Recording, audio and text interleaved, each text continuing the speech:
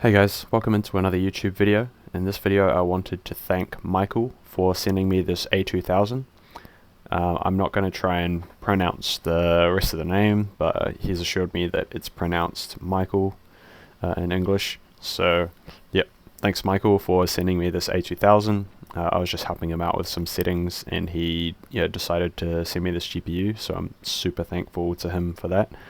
And in this video I'm just going to go over my Ethereum Classic settings that I am using on this GPU currently. So this is the results I'm getting, roughly 42 megahash at 65 watts measured at the PMD. It does say 69 watts at the software, and I don't have my wall meter, so these results are going to be a little bit different from what they would be if I was using a wall meter, because that takes into account the efficiency of the power supply and other loss along the way. So yeah, this is like probably a little bit less than what the actual power usage would be at the wall, but it gives us a pretty solid indication anyway. But I did break it into a different column so that in the future, if I have my other power meter with me, then I can do the testing for this as well. So I will bring up these settings, keep changing them a little bit, but we're getting pretty much the same results.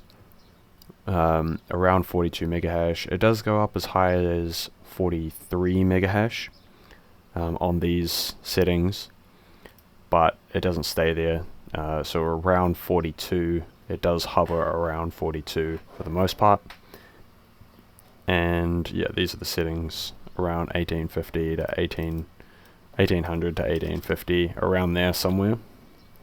Doesn't make too much of a difference between those two values, but what does make a difference is the fan speed. So the fan speed is kind of the way you think about this GPU is it has a absolute maximum of 75 watts that it can draw.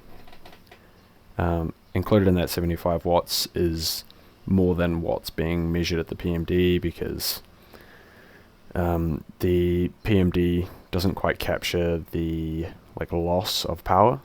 So most people, when testing it, they've got a number of 69 from the PMD or power measuring device, but I've got a 65. So I'm not sure why mine's a bit less, but yeah, I haven't been able to push it above 65 watts no matter what settings I put it at. So that seems to be the limit. But if I reduce the fan speed, that reduces the amount of power that of that 75 watt theoretical maximum, reduces the amount that's being used by the fans. So it allows more power to be used by the GPU itself. So in theory, the hash rate should go up now that I just lowered the fan speed by 10%. In theory. But I mean, it's just gone down a little bit, so we'll see. We'll see how that actually plays out. 41.94, so it's gone up a slight, tiny little bit at the moment. I also have to watch the temperatures, which if you're watching on a computer, you might be able to see them down here, bottom right. That is the core and memory temperature just there. So 58, 82. It doesn't seem to be going up, but if I ramp up to 100% fan speed, I'm sure we'll lose some hash rate. But so the hash rate has varied as I've been mining on this. It did get up as high as 43, and it stayed there for quite some time, but it wouldn't stay consistently there, so I couldn't get any settings to make it stay there either. Around 42 has pretty much been the best that I've been able to get, so we're going to stick with 42 for the numbers. And you can see the hash rate here has dropped down now that I've increased it to 100% on the fans. And you can see the temperatures starting to drop as well. But yeah, if we check it back to 80, then the hash rate should get back up to about 42 mega hash.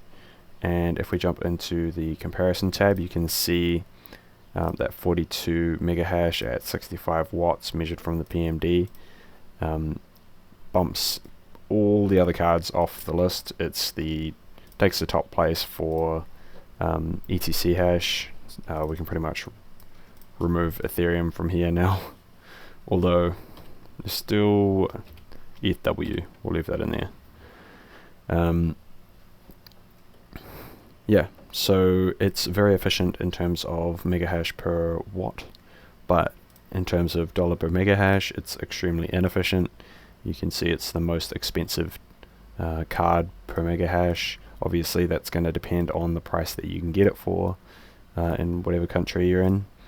And these prices here are in New Zealand dollars, but in terms of comparing them to like other GPUs, you can see it's about double what the cheapest, it's almost double what the cheapest GPU is in terms of dollar per mega hash.